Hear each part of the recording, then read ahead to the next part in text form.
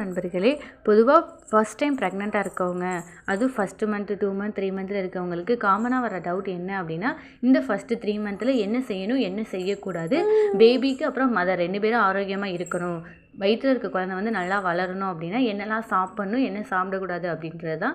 அதை பற்றி தான் இந்த வீடியோவில் பார்க்க போகிறோம். நீங்கள் ஃபஸ்ட்டு 3 மந்த்துக்குள்ளே ப்ரெக்னெண்ட்டாக இருக்கீங்க அப்படின்னா நீங்கள் முக்கியமாக செய்ய வேண்டியது என்ன அப்படின்னா, உங்களோட குழந்தை வந்து ஆரோக்கியமாக வளரணும் அப்படின்றதுக்காக அயன் ரிச் ஃபுட்டையும், அயன் ரிச் அது ஃபோலிக் ஆசிட் ஃபுட், அப்புறம் வந்து விட்டமின் சி ஃபுட் எடுத்துக்கிறது வந்து ரொம்ப முக்கியமானது.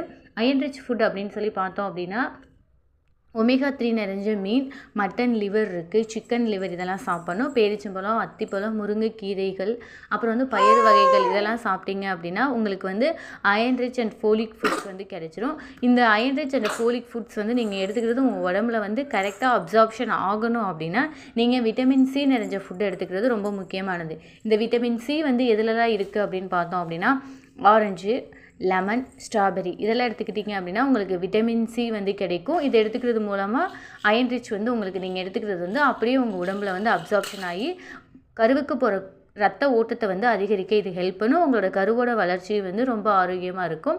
இப்போ என்னெல்லாம் செய்யணும் அப்படின்னு சொல்லி பார்த்தீங்க அப்படின்னா, நல்ல ஃபுட் எடுத்துக்கிறது ரொம்ப முக்கியமானது. அதுக்கப்புறம் தண்ணி, நீங்கள் ஃபுட்டு வந்து எந்த அளவு எடுத்துக்கிறீங்களோ அதே அளவுக்கு வாட்டர் இன்டேக் பண்ணணும். ஒரு நாளைக்கு 3 லிட்டர் வாட்டராவது நீங்கள் குடிக்கிறது வந்து ரொம்ப முக்கியமானது.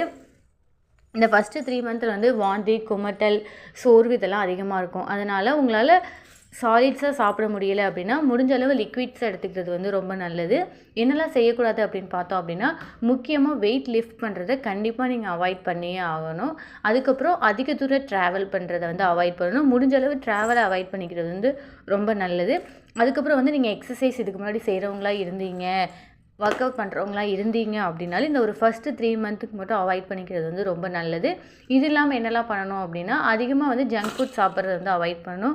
ஒருவேளை ஆல்கஹால் இன்டேக் பண்ணுறவங்களா இருந்தீங்க அப்படின்னா அதையும் கம்மி பண்ணிக்கிறது நல்லது. டீ காஃபி குடிக்கிறவங்களா இருந்தீங்க அப்படின்னா ஒரு நாளைக்கு 200க்கு அளவு தான் குடிக்கிறது ரொம்ப நல்லது.